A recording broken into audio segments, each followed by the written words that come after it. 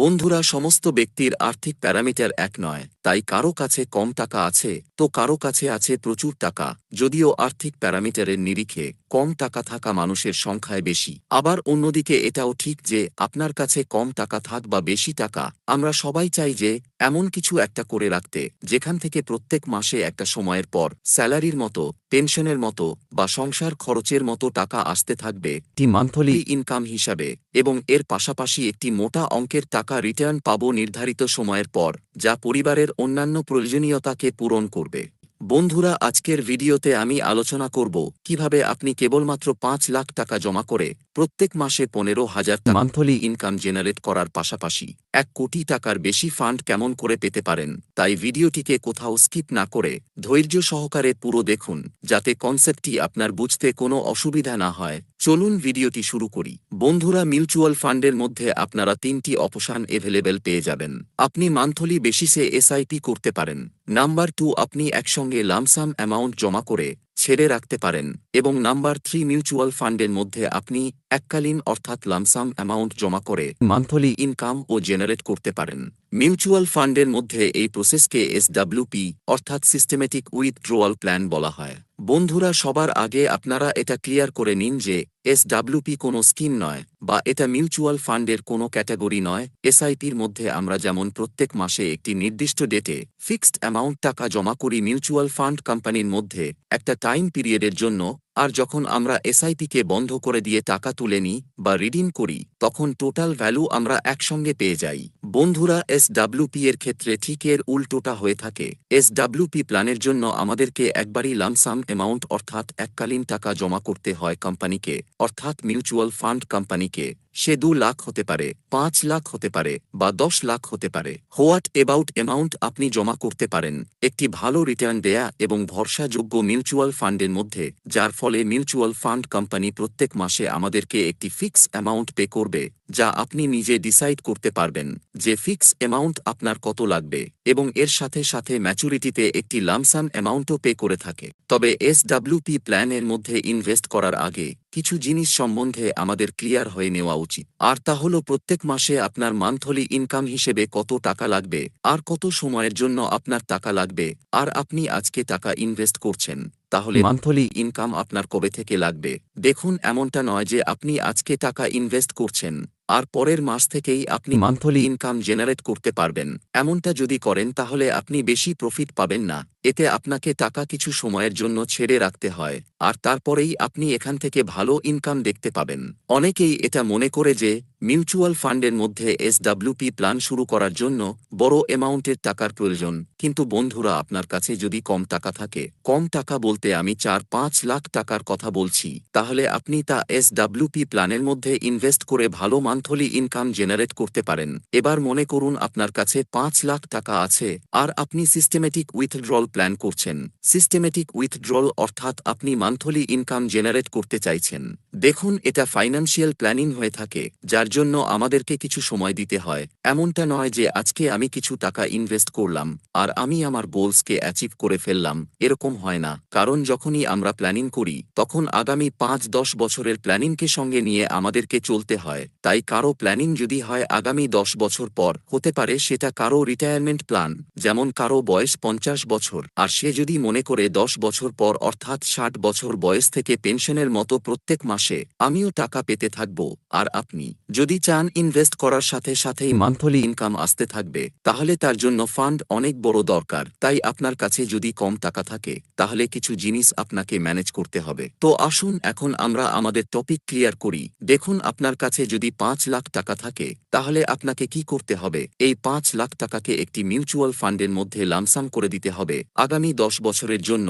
এবার এই ফান্ড কোনটি হবে যাতে আপনি আপনার টাকাকে লামসাম করবেন? তো বন্ধুরা, ফান্ড তো অনেক রয়েছে, তবে আপনি চেষ্টা করুন কোনো লার্জ ক্যাপ ক্যাটাগরির ফান্ডে ইনভেস্ট করতে। একটি ফান্ড আমি আপনাদেরকে সাজেস্ট করব, কিন্তু ফান্ড সাজেস্ট করার আগে আমি আপনাদেরকে বলে দিতে চাই, দেখুন, এটা কোনো রেকমেন্ডেশন নয় যে আপনাকে এই ফান্ডেই যেতে হবে বা এই প্ল্যানেই ইনভেস্ট করতে হবে। আপনি আপনার মর্জি মতো জেনে বুঝে ফান্ডের সম্বন্ধে ভালোভাবে রিসার্চ করে তারপরই ইনভেস্ট করুন। আমি আপনাদেরকে যে ফান্ড সাজেস্ট করব তার নাম হলো এসবিআই রিটায়ারমেন্ট বেনিফিট ফান্ড। এখন আপনাদের মনে হতে পারে যে এই ফান্ডকেই আমি কেন সিলেক্ট করলাম। এর কারণ আছে। দেখুন, এই ফান্ডের লকিং পিরিয়ড হল 5 বছর। আপনি যে 5 লাখ টাকা ইনভেস্ট করবেন তা মিনিমাম 5 বছরের জন্য লক হয়ে যাবে। আপনি তা ইউজ করতে পারবেন না। দেখুন, যদি আপনি টাকাকে লক করেন তবেই তা বড় অ্যামাউন্ট হবে এবং আপনার যে মান্থলি ইনকাম তা আপনি জেনারেট করতে পারবেন। যদি আপনি নরমালি লামসাম হিসাবে ইনভেস্ট করেন তাহলে ছোটখাটো অসুবিধাতেই আপনি টাকাকে তুলে নিতে চাইবেন। তাই চেষ্টা করুন এই ধরনের ফান্ডে টাকা ইনভেস্ট করতে, কারণ আপনার লক্ষ্য হল মান্থলি ইনকাম, আর সেই লক্ষ্যে পৌঁছানোর জন্য আপনার টাকাকে লক করা খুবই প্রয়োজন। আর যদি আপনি এই ফান্ডে ইনভেস্ট করেন তাহলে আপনার টাকা লক হয়ে যাবে 5 বছরের জন্য, কিন্তু আমাদেরকে এখানে লক করতে হবে 10 বছরের জন্য। আপনি আপনার টাকাকে এই ফান্ডের মধ্যে 10 বছরের জন্য লক করে দিন। চলুন এখন আমরা এই ফান্ডের সম্বন্ধে ডিটেলসে জেনে নিই এবং কেন আমি এই ফান্ড আপনাদেরকে সাজেস্ট করলাম। দেখুন, এই ফান্ড খুবই ভালো ফান্ড এবং এই ফান্ডের হোল্ডিং খুবই ভালো। এটি একটি নতুন ফান্ড, তাই এই ফান্ডের সাইজ আপনারা ছোট দেখতে পাবেন, কিন্তু এই ফান্ডের হোল্ডিং ইত্যাদি দেখে মনে হচ্ছে এই ফান্ড ফিউচারে আপনাকে অনেক বড় বেনিফিট বানিয়ে দিতে পারে। এই ফান্ডের ফান্ড সাইজ হল 1108 কোটি টাকা এবং এর এক্সপেন্স রেশিও হল 1.11%, আর এই ফান্ডের লকিং পিরিয়ড 5 বছর, অর্থাৎ আপনার টাকা 5 বছরের জন্য লক হয়ে যাবে এই ফান্ডের মধ্যে। চলুন এবার আমরা এই ফান্ডের হোল্ডিং দেখে নিই, যা কিনা খুবই গুরুত্বপূর্ণ হয়ে থাকে। হোল্ডিং এই ফান্ডের খুবই ভালো, যা আমি কোম্পানি ওয়াইজ আপনাদেরকে কিছুটা বলে দিই। HDFC bank, ICICI bank, Axis bank, Infosys limited, Maruti Suzuki, এই সমস্ত বড় বড় জায়গায় আপনার টাকাকে ইনভেস্ট করা হবে, তাই রিটার্ন আপনি ভালো পাবেন তার পুরো সম্ভাবনা রয়েছে।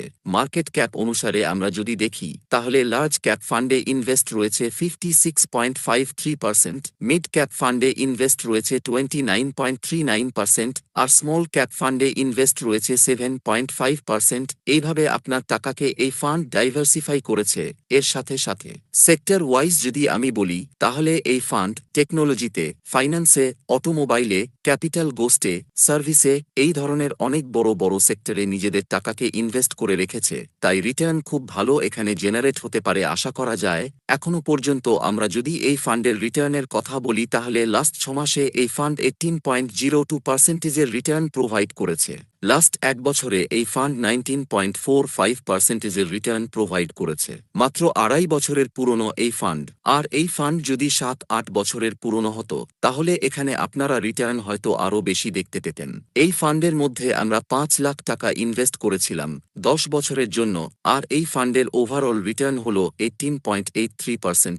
সেখানে আমরা যদি ওভারঅল রিটার্নের থেকেও 3.83% কম রিটার্ন ধরেও চলি, অর্থাৎ কেবলমাত্র 15%-এর অ্যানুয়ালাইজড রিটার্ন ধরে চলি, তাহলে 10 বছর পর আপনার 5 লাখ টাকার ভ্যালু হয়ে দাঁড়াবে 20 লাখ টাকা। তো বন্ধুরা, আশা করি আপনারা বুঝতে পেরেছেন যে সবার প্রথমে আমাদের কাজ হল 5 লাখ টাকার একটি ছোট ফান্ডকে 20 লাখ টাকার একটি বড় ফান্ডে পরিণত করা। এখন আমাদের কাছে 10 বছর পর 20 লাখ টাকা রয়েছে। এবার এই 20 লাখ টাকাকে আমাদের যে কোনোভাবে ইউজ করলে হবে না, আর যদি আপনি এই টাকাকে অন্য কোনো কাজে ব্যবহার করে নেন তাহলে আমাদের পুরো প্ল্যানটাই গড়বড় হয়ে যাবে। তো চলুন, এখন আমাদের কাছে 20 লাখ টাকা আছে। এবার এই 20 লাখ টাকাকে যদি আপনি এসডব্লিউপি প্ল্যান এর মধ্যে ইনভেস্ট করেন, আর আপনি যদি প্রত্যেক মাসে 15,000 টাকা ইনকাম চান আগামী 20 বছর পর্যন্ত, রিটার্ন আমি এখানে 15%ই ধরলাম আগের মতোই, তাহলে এই 20 বছরে প্রত্যেক মাসে 15,000 টাকা হিসাবে আপনি টোটাল যে উইথড্রল করবেন তা হল 36 লাখ টাকা। আর এর সাথে সাথে আপনি ফাইনাল ভ্যালুও পেয়ে যাবেন। এখানে খেলাটা কি আপনারা বুঝুন। আপনার কাছে ছিল মাত্র 5 লাখ টাকা, সেখান থেকে এই 20 বছরে প্রত্যেক মাসে 15,000 টাকা হিসাবে আপনি টোটাল যে উইথড্রল করবেন তা হল 36 লাখ টাকা। এরপর যে ফাইনাল ভ্যালু আপনি পাবেন তা হল 1,43 লাখ টাকা, অর্থাৎ 1 কোটি টাকার বেশি আপনার রিটার্ন বাঁচতে পারে যদি আপনি ভালো রিটার্ন পান। তো বন্ধুরা, এইভাবে আপনারা এসডব্লিউপি প্ল্যান থেকে মান্থলি বেনিফিট নিতে পারেন। দেখুন, প্ল্যান আমরা শুরু করেছিলাম কেবলমাত্র 5 লাখ টাকা দিয়ে, যেখান থেকে 36 লাখ টাকা আমরা মান্থলি পেমেন্ট হিসেবে নিয়েছি। তারপরেও আমাদের কাছে 1,43 লাখ টাকা বেঁচে থাকছে। তো এটাকেই বলে সিস্টেমেটিক্যালি নিজের ফিনান্সিয়াল প্ল্যানিং করা। আর এইভাবে যদি আপনি আপনার ফিনান্সিয়াল প্ল্যানিং করেন তাহলে আপনি আপনার বড় বড় ফাইন্যান্সিয়াল গোলকে সহজেই অ্যাচিভ করতে পারবেন। তো বন্ধুরা, আপনারাও যদি এই ধরনের কোনো প্ল্যানিং করে চলেন, কারণ দেখুন সমস্ত খেলাই প্ল্যানিংয়ের হয়ে থাকে, তাই আপনার প্ল্যানিং যদি ভালো হয়ে থাকে তাহলে আপনি কম টাকা দিয়েও বড় অ্যামাউন্ট বানাতে পারবেন। কিন্তু যদি আপনার প্ল্যানিং ঠিকঠাক না হয় তাহলে আপনার কাছে বেশি টাকা থাকলেও হয়তো আপনি এত বড় ফান্ড তৈরি করতে পারবেন না। তো বন্ধুরা, আজকের এই ভিডিওটি ছিল সিস্টেমেটিক উইথড্রল প্ল্যানের উপর। ভিডিওটি আপনাদের কেমন লেগেছে তা অবশ্যই কমেন্ট করে জানাবেন।